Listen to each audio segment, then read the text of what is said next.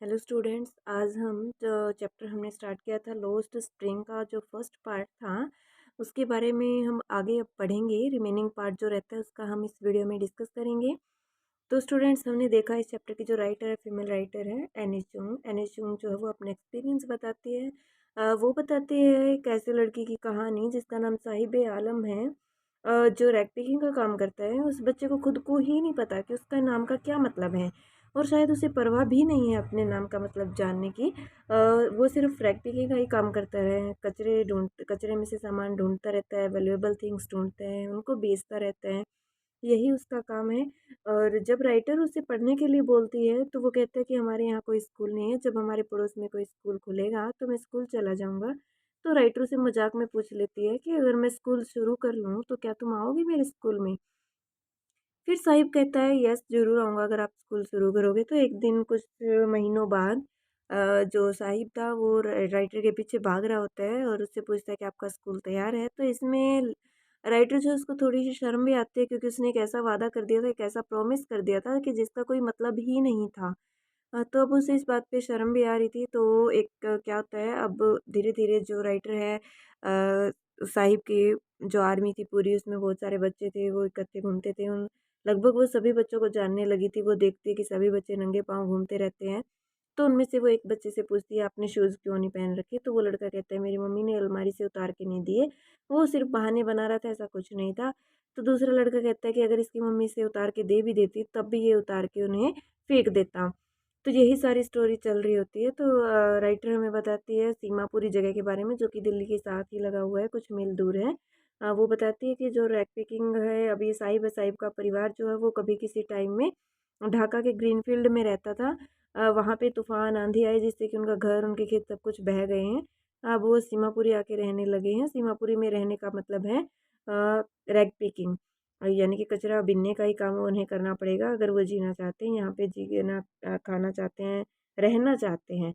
तो जब राइटर उनसे पूछती है कि आप अपनी इतने अच्छी जगह को छोड़ के क्यों आए हैं, तो उनमें से कुछ औरतें राइटर को बताती हैं कि हम वहाँ से इसलिए छोड़ के आए हैं, चलो यहाँ पे कोई बात नहीं, हमारी पहचान नहीं है, कोई हमें नहीं जानता, इसका कोई मतलब नहीं है। हम सिर्फ इस बात में खुश हैं कि एटलीस्ट हमारा पूरा परिवार रात को पेट भर खा के सो जाता है, तो इट मीन्स हम हैप्पी हैं, हम खुश हैं यहाँ पे। तो आगे इस चैप्टर को हम कंटिन्यू करते हैं। आई समटाइम फाइंड अ रूपी, कई बार मुझे 1 रुपया भी मिल जाता है। इवन अ 10 रुपी नोट, कई बार 10 रुपये भी मिल जाते हैं। साहिब से, साहिब कहता है, हिज आइज लाइटिंग अप, उसकी आंखें चमकती हैं। When you can find a silver coin in a heap of garbage, जब आप किसी कचरे के ढेर में कोई चांदी का सिक्का आपको मिलता है। यू डोंट स्टॉप स्क्राउंडिंग, आप उसे कुदेरना बंद नहीं करते। For there is hope of finding more, क्योंकि वहाँ पे हमें उम्मीद रहती है, हमें आशा रहती है कि कुछ और भी मिल जाए शायद। It seems that for children, garbage has a meaning different from what it means to their parents. तो इससे हमें लगता है कि बच्चों के लिए उस कचरे का मीनिंग, गार्बेज होता है कचरा, उस कचरे का मीनिंग अलग ही होता है, जबकि उनके पेरेंट्स के लिए उनका मीनिंग अलग होता है। For the children it is wrapped in wonder, बच्चों के लिए तो ये हैरान कर देने वाली गठड़ी है। रैप्ड को हम वैसे तो लपेटा हुआ बोलते हैं, लेकिन इसको हम यहाँ पे गठड़ी बोलेंगे। For the elders it is a means of survival, और बड़ों के लिए ये सिर्फ एक जीने का साधन है। One winter morning, I see Sahib standing by the fenced gate of the neighborhood club. एक दिन सर्दियों में सुबह सुबह मैं देखती हूँ साहिब को, जो कि एक पड़ोस में एक गेट के पास में खड़ा था। हमारे पड़ोस में कोई क्लब है, उसके गेट के पास। Watching 2 young men dressed in white, वो क्या देख रहा था? वो देखता है कि 2 आदमी हैं जिन्होंने सफ़ेद कपड़े पहन रखे हैं, प्लेइंग टेनिस। उनको वो टेनिस खेलते हुए देखता है। I like the game he hums, hums होता है मन मन में बुदबुदाना। वो अपने मन मन में बुदबुदाता है कि मुझे भी ये गेम काफ़ी पसंद है। Content to watch it standing behind the fence, अब वो उस बाड़, फेंस होता है बाड़, बाड़ यानी कि दीवार से जो चार दीवारी खींच देते हैं उसको बोलते हैं फेंस। वो उस बाड़ के पीछे देखते हुए अपने आप से वो कहता है, आई गो, 1 मिनट मैं इसको अभी सेट कर लेती हूँ। ये हो गया सेट। हमारे पास क्या है, इस चीज़ को आप माइंड मत करना। ये सिर्फ मतलब इतनी अच्छी फैसिलिटी नहीं है। मेरा मन है कि मैं सिर्फ आप तक अपने सारा कंटेंट जितनी मेरे पास है, जितना मुझे आता है, मैं आप तक प्रोवाइड करवा पाऊँ।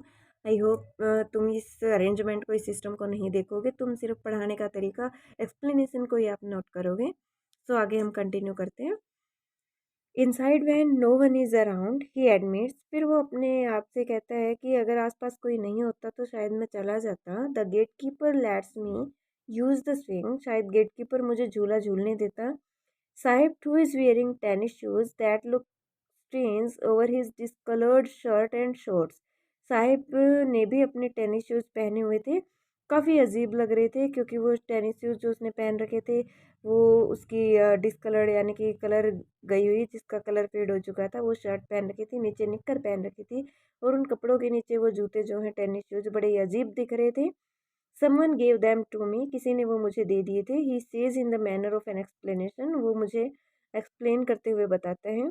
The fact that they are discarded shoes of some rich boy, बात ये थी कि वो जूते जो है किसी अमीर लड़के के द्वारा त्याग दिए गए थे। Who perhaps refused to wear them because of a hole in one of them, उसने वो इसलिए छोड़ दिए थे, पहनने से मना कर दिए थे क्योंकि शायद उनमें से एक में छेद था, इसलिए उस लड़के ने शायद उन्हें पहनने से मना कर दिया होगा। डज नॉट बटर हिम, इसलिए वो उन्हें नहीं पहनता।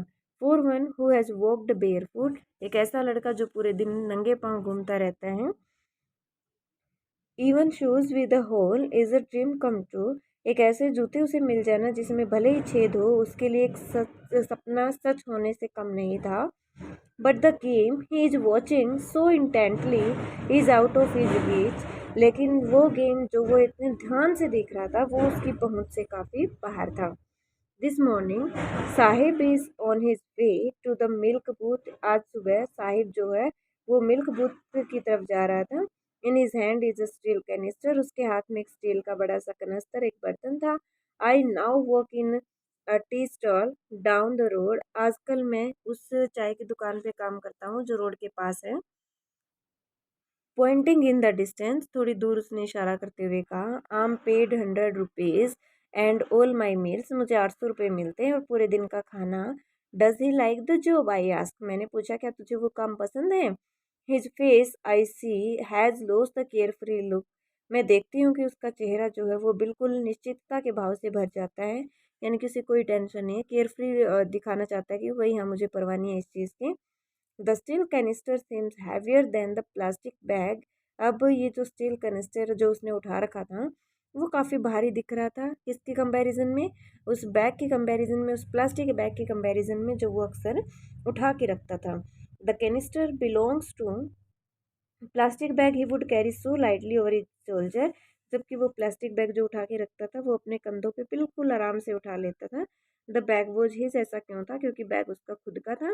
The canister belongs to the man who own the tea shop, और क्योंकि वो कैनिस्टर उस आदमी से बिलोंग करता था जो कि चाय की दुकान का मालिक था, इसलिए अब जो है साहिब को काम तो करना पड़ रहा था उस टी शॉप पे, लेकिन वो शायद खुश नहीं था क्योंकि वो कैनिस्टर जो उसे काफ़ी भारी दिखता था। इसकी बजाय जब वो खुद का प्लास्टिक बैग उठाता था, चाहे वो कितना ही बड़ा होता था, उसे वो बड़ा हल्का दिखता था।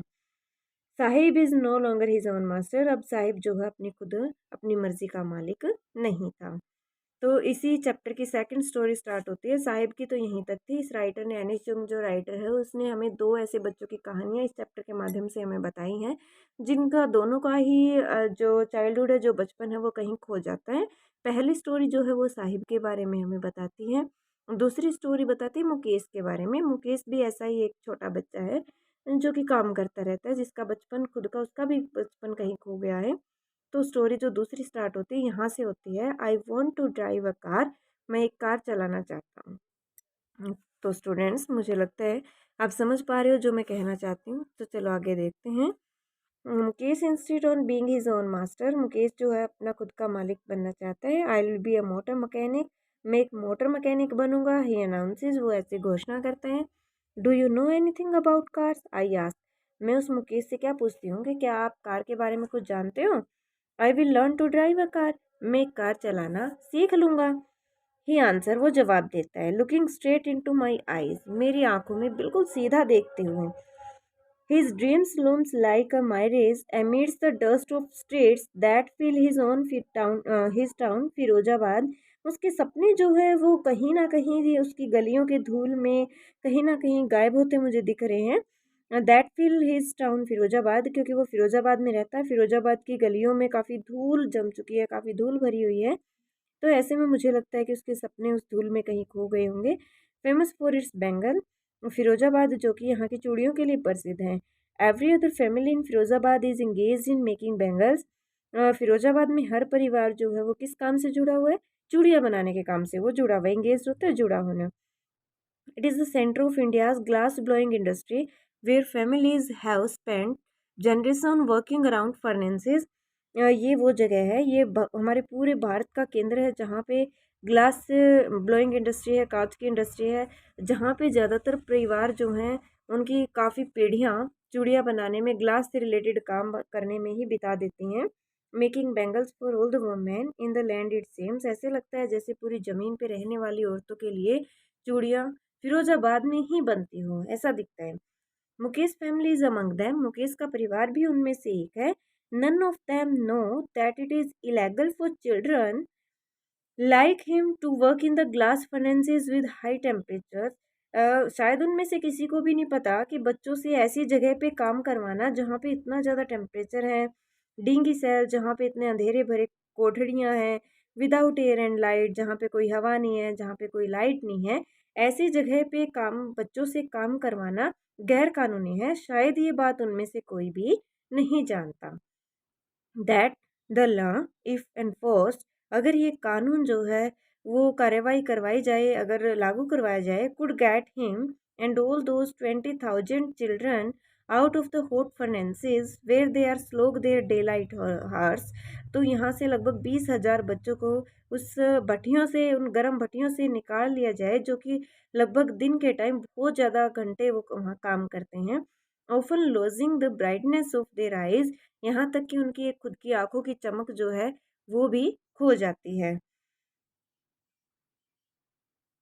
Mukesh eyes beam as he volunteers to take me home, which he proudly says is being rebuilt. और मुकेश की आंखें जो है वो मुझे वॉलंटियर्स मतलब वो मेरे आगे आगे चलता है अपने घर ले जाने के लिए, जहाँ वो प्राउडली वो कहता है कि ये अभी बना है।